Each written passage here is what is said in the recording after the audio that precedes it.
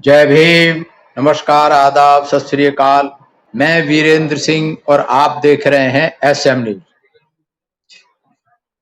हिंदू धर्म में तमाम पहेलियां हैं, तमाम सारी विरोधाभास हैं, तमाम सारी कहानियां हैं, तमाम सारे अंधविश्वास और पाखंड हैं। इन सब चीजों पर बाबा साहब ने गहराई से अध्ययन किया और बाबा साहब ने बहुत सारी पहेलियां हिंदू धर्म में ढूंढ करके निकाली, जिन पर पूरा वर्णन आज हम बात करेंगे। जिसमें करीब आज हम बात करेंगे दूसरी पहेली। हिंदू धर्म की दूसरी पहेली क्या है? वो दूसरी पहेली है वेदों की उत्पत्ति के बारे में, कि वेदों की उत्पत्ति कैसे हुई, कहां हुई, कब हुई। ये भी एक पहेली है। आज हम विस्तार से इस पर चर्चा करेंगे। बाबा साहेब डॉक्टर अंबेडकर ने लिखा है कि वेदों की उत्पत्ति जो है ब्राह्मणवाद की व्याख्या अथवा बागजाल का एक प्रयास है।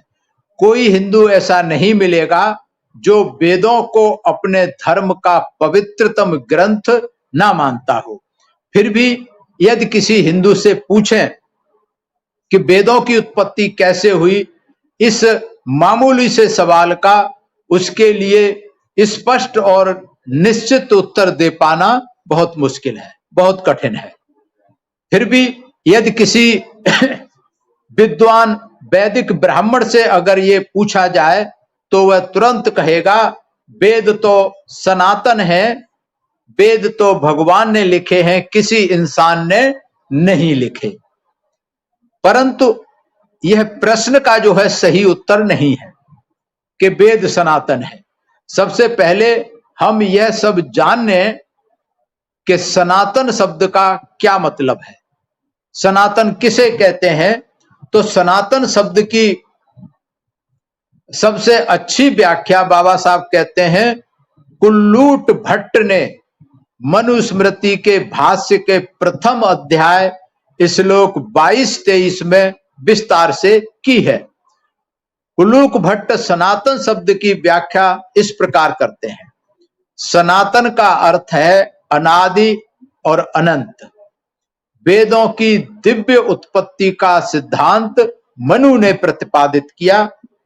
वही वेद पूर्व सृष्टि कल्प से ही ब्रह्मा की श्रुति में संरक्षित हैं, जो दिव्य आत्मा है। मतलब वेद जो है सृष्टि से पूर्व जो है, वेद पूर्व सृष्टि कल्प की से ही ब्रह्मा की श्रुति में संरक्षित है। मतलब ब्रह्मा जी को याद है, जो कि एक दिव्य आत्मा है। वर्तमान कल्प के आरंभ में यही वेद थे। उसे अग्नि ने सुनाया, वायु ने सुनाया और सूर्य ने सुनाया। इसे अमान्य नहीं किया जा सकता, क्योंकि वेद कहता है कि ऋग्वेद अग्नि की देन है, यजुर्वेद वायु की देन है और सामवेद सूर्य ने दिया। ऐसा कुल्लूट भट्ट कहते हैं सनातन शब्द की व्याख्या देकर।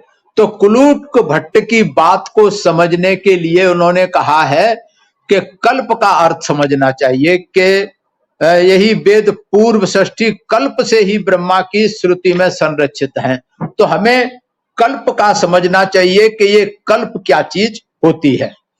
तो बाबा साहब कहते हैं कल्प जो है वैदिक ब्राह्मणवादों द्वारा की जाने वाली काल की गणना है, समय की गणना है। ब्राह्मणों ने काल की इस प्रकार गणना की है। वर्ष एक पहला होता है वर्ष, फिर योग होता है युग, फिर महायुग, फिर मनवंतर और उसके बाद पांचवा कल्प।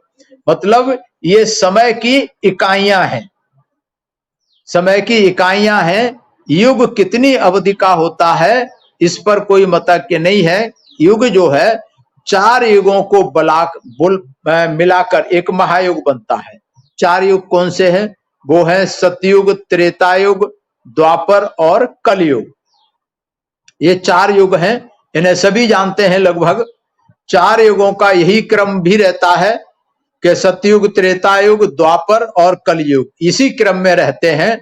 जब प्रथम युग समाप्त हो जाता है तो दूसरे युग का आरंभ होता है और यही क्रम आगे चलता रहता है। जब एक चक्र पूरा हो जाता है तो उसको महायुग कहते हैं। मतलब सतयुग से लेकर के कलयुग पर जब समाप्त हो जाता है तो उसको एक महायुग बोलते हैं। अब प्रत्येक महायुग जो है अपना सतयुग से प्रारंभ होकर कलयुग पर समाप्त होता है, इसमें भी कहीं कोई मतैक्य नहीं है।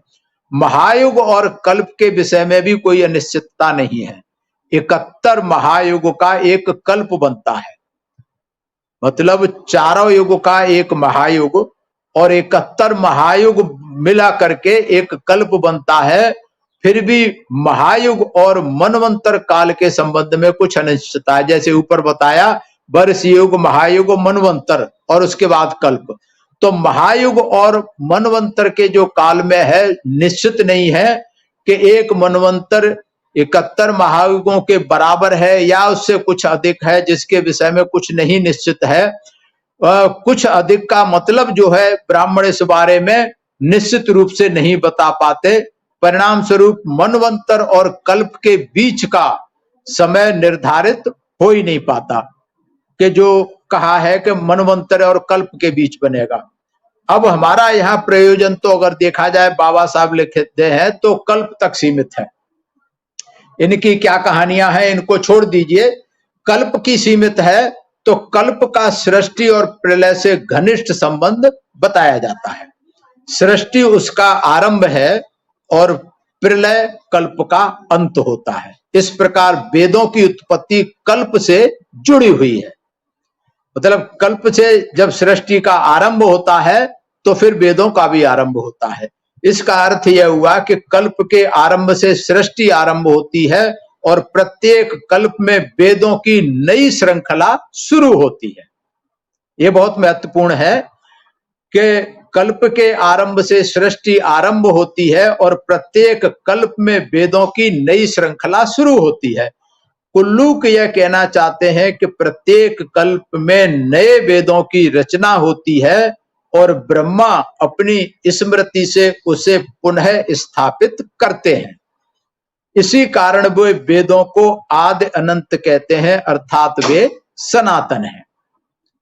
जो कुलूक भट्ट कहते हैं वह यह है कि वेद स्मृति से उत्पन्न होते हैं, ब्रह्मा की स्मृति से।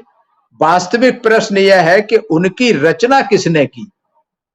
यह प्रश्न नहीं है कि उन्हें स्मृति से कौन सुनाता है। यह बहुत महत्वपूर्ण प्रश्न है जो बाबा साहब लिखते हैं कि जो कोई सुना रहा है उसने याद किया होगा तो कहीं से तो याद किया होगा, किसने तो उससे पहले लिखा होगा जिसने उसे याद किया या कहा होगा।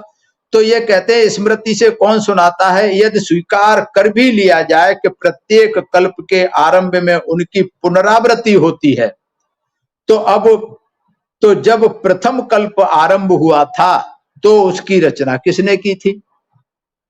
वेद स्वतः प्रसूत तो हो नहीं सकते, यदि अनंत भी हो तो अनादि भी नहीं होते। ब्राह्मण स्पष्ट क्यों नहीं बताते, यह बागजाल क्यों। तो वेदों की उत्पत्ति के विषय में कुछ भी निश्चित नहीं है, कोई भी निश्चित रूप से नहीं बता पाता। ये एक पहेली शुरू से है, आज भी एक ये पहेली बनी हुई है। अगले एपिसोड में हम चर्चा करेंगे कि वेदों की उत्पत्ति पर अलग अलग शास्त्रों के क्या लिखा है, उनके साक्ष्य के आधार पर हम करेंगे कि ये पहेली जिसे तीसरी पहेली बनाया गया है, आज ये दूसरी पहेली यही है कि अगर कल्प के हिसाब से भी लेते हैं, ब्रह्मा की श्रुति के हिसाब से लेते हैं, तब भी ये आदि अनंत नहीं है। किसी ने तो लिखे होंगे प्रथम कल्प में, और जिसने सुने हैं ब्रह्मा ने तो स्मृति के आधार पर बताए हैं। तो फिर ये सब गोलमोल बात है, एक उलझी हुई पहेली है वेदों की कि वेदों की रचना किसने की, कब की और कैसे की। ये पहेली आपके लिए है, सबके लिए है, सर्व समाज के लिए है कि इस पर चिंतन मनन अवश्य करें, इस पर खोज करें कि वेदों का सही स्थिति क्या है, उत्पत्तियों की सही स्थिति क्या है। जो आज तक पहेली बनी हुई है, तो धर्म के बुद्धिजीवियों को इस पहेली को सुलझाने का काम करना चाहिए। आज बस इतना ही, कल फिर मिलेंगे तीसरी पहेली के साथ एसएम न्यूज पर। देखते रहिए लगातार हिंदू धर्म की पहेलियां और सुलझाने की कोशिश करते रहिए। मैं धन्यवाद करता हूं एसएम न्यूज का, धन्यवाद करता हूं आप सभी दर्शकों का। मेरी बात को ध्यान से सुना, सभी मेरा प्रणाम स्वीकार करें।